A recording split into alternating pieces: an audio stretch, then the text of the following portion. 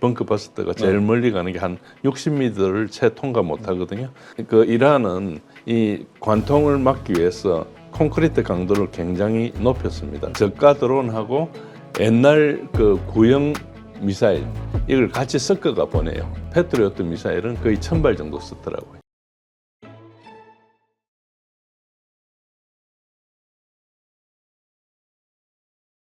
안녕하세요. 8.15 모니터 가족 여러분. 최근 미국과 이란의 노이즈성 뉴스 때문에 많이들 힘드실 것 같습니다. 그 안에서 중심을 잡아주실 분을 저희가 모셨는데요. 한국국방연구원 명예연구위원이신 진재일 교수님 오셨습니다. 안녕하세요. 예, 안녕하십니까? 네. 최근에 예. 굉장히 많은 뉴스들이 좀 쏟아지고 예. 있는데 그 중에서 이제 하나씩 제가 좀 여쭤볼 것들이 좀 있어요. 이란이 미국의 참수 작전에도 와야 되지 않고 버티는 핵심 전략인 모자이크 방어 체계라는 게 최근에 많이 나오더라고요. 예. 이 모자이크 방어 체계라는 것은 우리가 어떤 걸로 이해를 해야 될까요?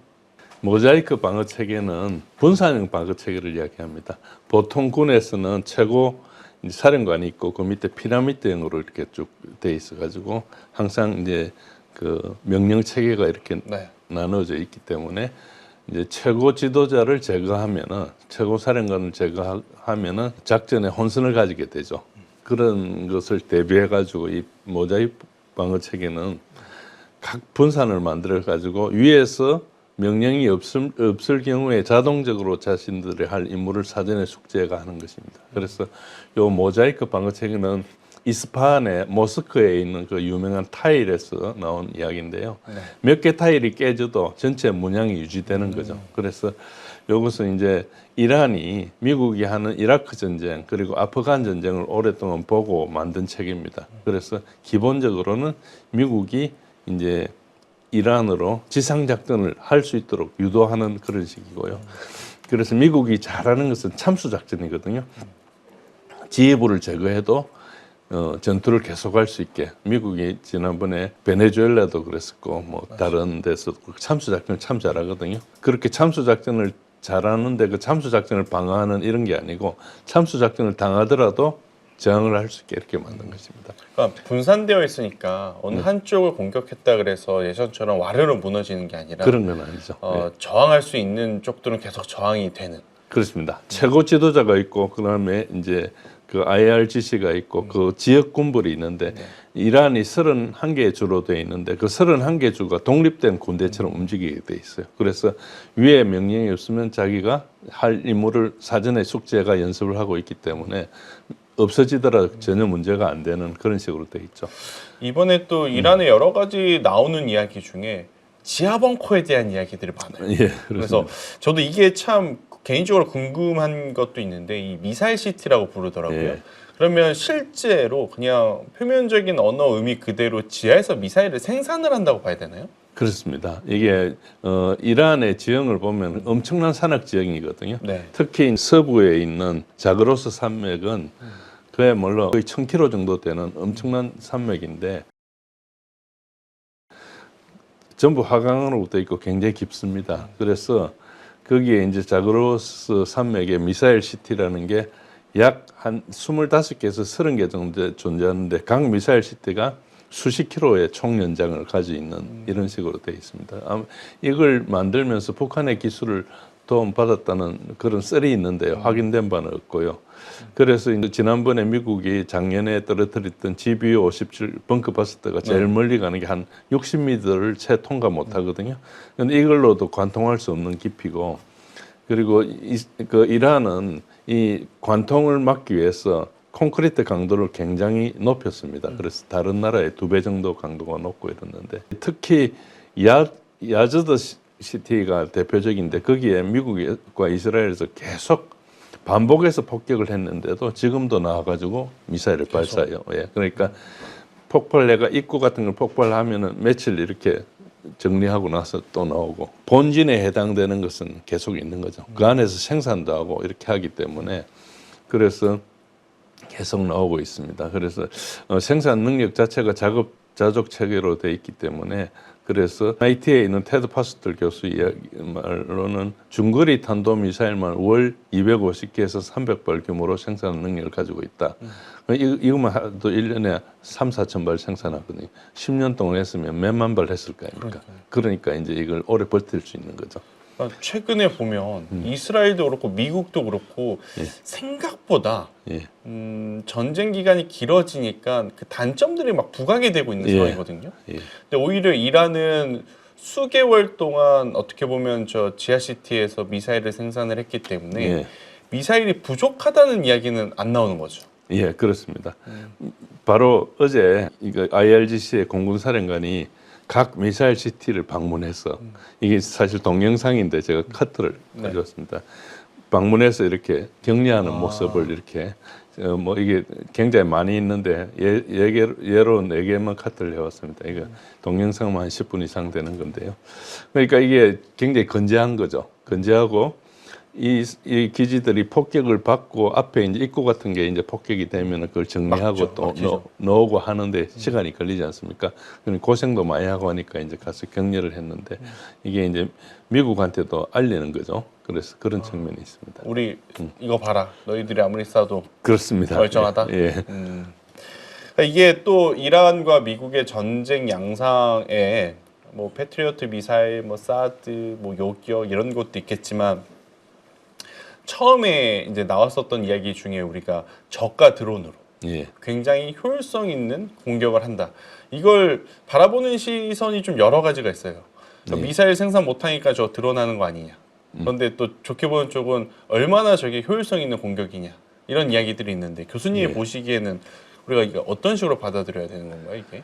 예, 이란이 이제 이스라엘과 주변에 있는 아랍에 있는 미군 기지들을 이제 공격했던 공격 방식을 보면은 체계적으로 처음에는 장거리 미사일을 다 부쉈습니다. 드론으로 가지고. 그리고 거기 장거리 미사일 부수니까 이제 주 공격인 이스라엘에 가는 이스라엘로 쏘는 미사일, 즉 탄도 미사일은 1,000km에서 1,500km를 비행해야 되기 때문에 날아가는데 연료를 대부분 쓰고 위력은 좀 적거든요. 항공폭탄은 계속 이제 실제로 폭탄들을 팍팍 떨어뜨릴 수 있고 자주 할 수 있기 때문에 좋은데 단지 이제 방공 미사일에 걸리고 뭐 그런 장단점이 있죠. 그래서 이란이 미사일로 공격하는 것은 한계가 있는데 그럼에도 불구하고 어떻게 했는가 하니까 처음에 장거리 미사일을 다 장림을 만들고 나니까 결국 이걸 하기 위해서 E3 같은 공중 조기 경보 통제기로 이제 볼 수밖에 없는데 이건 상당히 제한됩니다. 24시간 돌아가는 게 아니니까. 그러니까 이스라엘에서는 이란의 미사일에 대해서 대응이 좀 힘든 데다가 특히 이제 대피 같은 게 이제 못 하는 거죠. 그전에 15분 정도 경보 시간이 있었다 치면 지금 1분 만에 대피해야 되거든요. 아, 그래요? 예. 그러니까 지금 대피소 가다가 막 의미가 없겠네, 이게. 그렇죠. 경보가. 그뿐만 아니고 15분 있을 때는 생활을 어느 정도 할 수가 있는데 1분 만에 가야 되면은 뭐 하다가 바로 가야 되거든요. 그리고 이 사회가 얼마나 혼란스러운 거 하니까 이스라엘 그 식당 같은 데 밥을 먹고 있다가 이제 돈을 안 내고 있어요.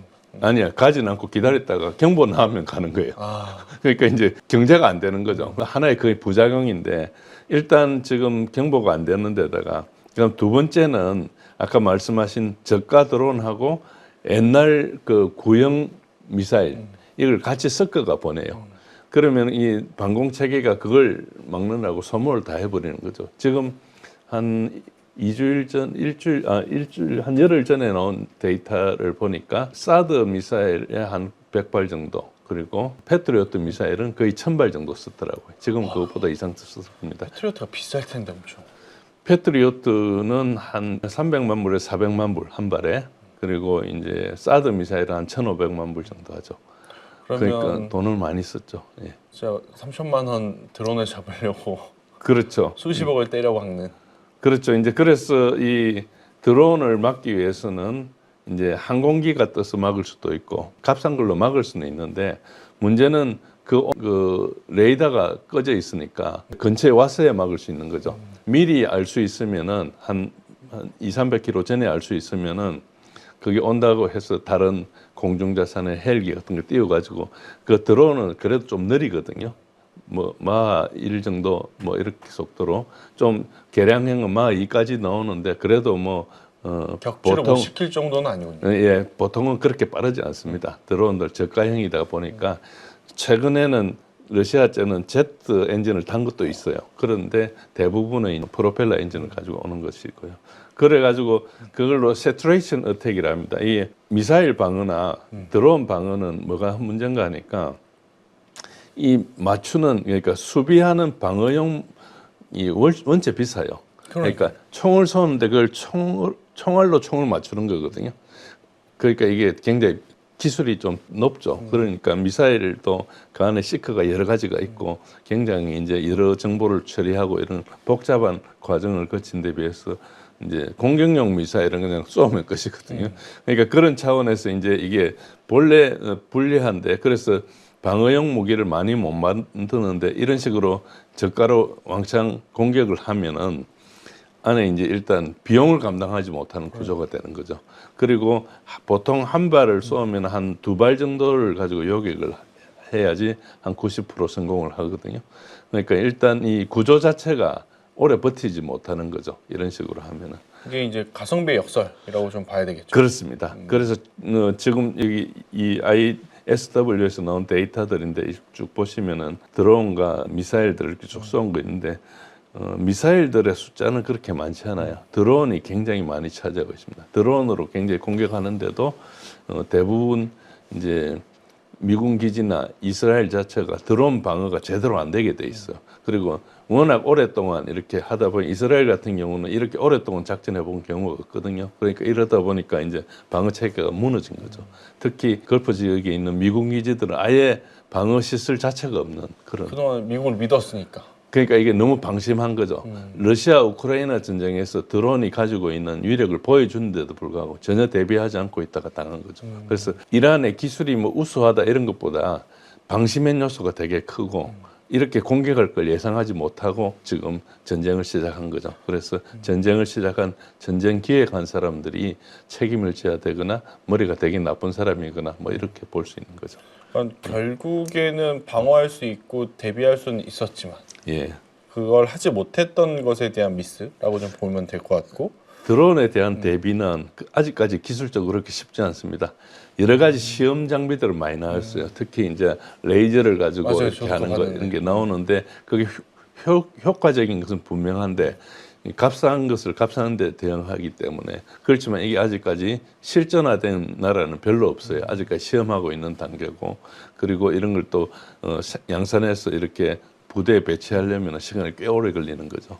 지금 현재는 드론이 빨리 진화했는데 비해서 대드론은 아직까지 좀 진화가 좀 느린 상태입니다. 그러다 보니까 과거 아주 탄도미사일이나 고급 비행기를 맞추게 만든 그 요격 미사일로 이걸 하다 보니까 굉장히 이제 비용 부담이 늘어나는 그런 구조에 있습니다.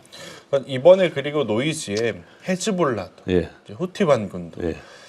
뭔가 중간에 뭐 이권을 챙기려고 하는 건 아니겠지만 계속 불편하게 만드는 일들이 많잖아요. 교수님 보시기엔 이들이 이렇게 지금 행동하는 이유는 뭐라고 생각을 하세요?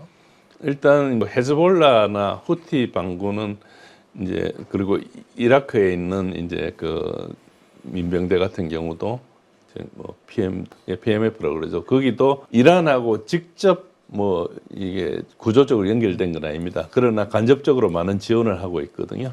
그래서 여기서 과거에 쏘던 미사일은 값싼 미사일을 쏘았는데 지금은 꽤 성능 좋은 미사일이 날라오고 있고 작년에는 특히 미국에서 그 후티 반군하고 한 달여간 전쟁을 했는데 포기하고 갔죠. 항공모함이나 함재기 손실도 많이 있고 공습을 여러 번 했는데 그것도 이제 파괴가 좀 힘들었던 거죠. 그리고 우리가 알고 있는 이스라엘 군이 굉장히 우수하고 이렇다는 신화는 한 30년 전까지는 맞았는데 지금은 그렇지 않습니다. 예. 이번에 뭘 알 수 있는가 하니까 헤즈볼라가 다시 이제 이번에 공격을 했는데 그 전쟁을 하면서 보니까 며칠 사이에 이스라엘의 메르카바 탱크 같은 게 한 100대 이상 부서졌거든요. 그리고 그 탱크들을 보면은 러시아 우크라이나 전쟁의 탱크는 드론 막기 위해서 온갖 걸 다 듣고 맞아요. 가는데 멀쩡한데 맨몸으로 가요. 그런 말은 이스라엘군이 2023년 10월 7일 이후에 이때까지 거의 2년 가까이 2년 넘어 전쟁을 하면서도 이런 드론에 대해서 한 번도 대비를 안 했던 거예요. 그런데 이번에 이제 후티 헤즈볼라에서 드론 공격을 하니까 이제 어려운 데다가 문제치 밝혀진 거. 그렇습니다. 준비되지 않은 상태가 그러니까 헤즈볼라가 잘 싸웠다기보다 이스라엘이 거의 준비되지 않은 무방비 상태에서 전쟁을 하는 거죠. 그러니까 한 3년 전의 개념을 가지고 지금 3년 동안 진화한 군대하고 전쟁을 하는 그런 식으로 볼 수 있죠. 어떤 중동 지역에서 뭔가 이렇게 지정학적 리스크가 불거졌을 때 우리 국민들이 가장 걱정하는 것은 실제 우리 실물가가 올라가는 것에 대한 부담이잖아요. 또 그렇습니다. 거기에 포인트는 이 호르무즈 해협을 가지고 중동에서 어떤 방식으로 관리할 거냐인데 지금 이게 봉쇄가 아니라 이제 선별적 통제라는 단어가 좀 나왔어요. 이렇게 방식으로 이제 운영을 하게 되면 뭐 얻는 레버리지가 또 있는 건가요? 예, 그러니까 이 호르무즈 해협을 이제 하나의 병목인데 이걸 이란이 이제 극대화해서 활용 가치를 극대화하기 위해서는 일단 이제 지금 현재는 호르무즈 해협을 대부분 막아가지고 통과할 수 있는데 체크 포인트를 만들어서 거기에 이제 통행료를 받는 방식으로 하고 있습니다. 그리고 아무나 통행료만 주면 가는 게 아니고 이제 적대 국가는 이제 못 가게 하는 거죠. 그래서 이제 이란이 현재 제재를 오래 받고 하다 보니까 이란과 친한 나라가 몇 나라가 없습니다. 중국, 인도, 파키스탄, 러시아 이 정도인데 이런 나라만 자유롭게 하고 뭐 다른 나라는 이제 못 가게 하고 그다음에 이제 나머지 국가도 테헤란과 협상 없이는 통행 불가한데 현재는 한 200만 불 내고 갈 수 있는 협상이 되면 그렇다고 그럽니다. 그러니까 지금 현재 이 구조로는 이란 자체 석유가 전시에 급등해가지고 이란이 이제 굉장히 많이 팔고 옛날보다 이익이 한 서너 배 나오는 그런 구조로 가고 있고요. 그리고 봉쇄 중에 자국은 수치를 증가하고 있죠. 또 한편으로는 이제 뭐 스리랑카나 이런 가난한 나라들 있잖아요. 그걸 또 통과시켜줘요. 그러니까 국제 여론에서도 이렇게 막 괴롭히는 게 아니고 이제 미국하고 같은 편을 든 나라만 괴롭히는 거예요. 우리나 일본 같은 경우는 미국하고 같은 편에 있다 보니까 이제 가장 피해가 심하죠. 가장 많이 사용해야 되는 구조로 가고 있는데 이제 우리만 막히고 중국은 통과시키니까 우리하고 중국과 경쟁하는 면이 있다면 중국은 훨씬 상대적으로 유리하죠. 그리고 또 위안화 결제를 했을 때 통과시켜줘요. 그러면은 페트로 달러를 공격하는 거거든요. 기본적으로 이 달러라는 건 종이 쪼가리고 아무 가치가 없는데 달러를 가지는 이유 중에 하나가 석유를 살려면 달러가 필요하지 않습니까? 그래서 이제 어디선가 달러를 벌어가지고 석유를 사야 되니까 그래서 이제 달러를 쓰게 만드는 것인데 지금 그게 아니고 위안화를 결제하면은 달러를 써야 될 필요가 없는 거죠. 그러면 달러를 유통시킬 요인이 확 떨어지는 거죠. 지금 그래서 이제 그게 상당히 어렵게 됐고 결과적으로 현재로 보면은 지금 현재 예멘 후티하고 해서 홍해 이제 바브 엘 만데브 거기까지도 봉쇄하고 있거든요. 그러니까 한 석유 전체 한 35%를 거의 차단하고 있다고 볼 수 있습니다. 거기는 이제 사우디가 이렇게 갈 수 있는 것도 있는데 그래서 이게 지금 전쟁 결과와 관계없이 이란은 앞으로 걸프 지역 석유 전체를 통제하는 초강국이 될 거예요. 그래서 과거 이게 미국이 누렸던 지위를 이란이 가져가는 겁니다. 그래서 이란을 그냥 과거 이런 그런 뭐 제재를 받아가지고 굉장히 어렵게 사는 나라로 보면 안 되고 미국하고 거의 같은 등급이 될 거다 곧 있으면 석유 전체를 통제하고 있으니까 미국은 이걸 통제해야 될 별 이유도 없어요. 자기가 그렇게 석유를 많이 쓰는 것도 아니거든요. 그런데 여기에 이것뿐만 아니고 석유, 천연가스, 그다음에 항공유, 헬륨, 비료 이런 것들 다 오고 가고 하고 있고 그것뿐만 아니고 걸프 GCC 나라들은 식량을 수입을 해야 돼요. 그럼 그것도 막을 수 있을 거 아닙니까? 그러니까 이런 것들이 국제법상에도 없는 일을 할 수 있었던 게 전쟁 때문이거든요. 전쟁을 하고 나서 이게 어떻게 보면 하나의 새로운 규칙이 돼버린 거죠. 그래서 누가 승인해 준 것도 아닌데 이제 이게 당연시 되고 이러다 보니까 일단 미국이 여기서 큰 걸 놓치죠. 자기가 통제하던 권한을 이란한테 뺏긴 거니까. 그래서 이게 단순히 뭐 이게 선별적 통제다 이런 차원에서 보면 안 되고 이 세계 지도가 바뀌었다 이렇게 보시면 됩니다. 그래서 앞으로는 아마 미국, 러시아, 중국 다음에 이란이 4대 강국에 속할 겁니다. 그러니까 일본이나 독일이나 이런 나라들, 우리나라 같은 나라들은 비교가 안 되고, 그러니까 이걸 통제하고 있으니까 여기 꼼짝 못하면은 우리도 뭐 살 길이 생존 자체가 안 되거든요. 에너지 없으면 할 수 있는 게 아무것도 없잖아요. 그렇게 돼버린 거죠. 그래서 이거 뭐 미국한테 우리가 책임을 물어야 되는데 그럴 수도 없고 그런 상황입니다. 일단 이번에 노이즈에 또 네. 노출된 여러 가지 뭐 각 나라의 단점들이 있겠지만 특히 미국 같은 경우에는 항공모함 고장 났죠. 패트리어트 오작동했죠. 예. 그리고 F-35가 지금 떨어졌단 말이에요. 예. 이렇게 되면 좀 미국의 위상이라고 해야 될까요? 이런 게 조금 문제가 되는 거 아닌가요? 예, 미국의 위상이 문제가 되죠. 그런데 전문가들은 이게 다 알고 있었습니다. 저도 뭐 오래전부터 미국의 군사력은 러시아나 중국보다 훨씬 못할 거다. 미국이 가지고 있는 군사력이 전부 20세기형 전력이고 항공모함 같은 경우가 별로 쓸데가 없다. 과거에는 전 세계 바다를 이렇게 완전히 장악하고 이걸 가지고 항공모함이 미국 외교의 가장 큰 힘이었는데 그 시대는 지났다. 지금도 F-35도 여러 가지 뭐 말이 있었지만 격추가 되느냐 안 되느냐. 근데 가장 중요한 것 중에 하나가 러시아 우크라이나 전쟁을 하면서 F-35를 한 대도 안 줬거든요. 그때 뭐 여러 사람들이 이야기가 있었는데 저는 F-35 들어가고 러시아 방공망에 떨어지면은 F-35 팔아먹는 로켓 마틴 회사는 망한다. 그래서 안 들어갔다. 저는 그때부터 그렇게 이야기했어요. 근데 지금 F-35가 떨어진 것은 약간 원시 기술에 의해서 떨어졌거든요. 그런데 원시 기술이라 하지만은 기본적으로 이게 이제 레이더를 쓰지 않고 IR 그 신호를 받아가 그야말로 육안으로 보는 것처럼 하는 것인데 다만 이걸 항공기를 큰 범위에서 탐색을 해가 일단 있다는 걸 알 때까지는 꽤 기술이 필요하거든요. 그런데 뭐 이게 어떻게 걸렸는지 지금 기술이 공개되지 않아서 모르는데 이런 식으로 들어왔다는 것은 이제 F-35 약점이라고 볼 수 있고요.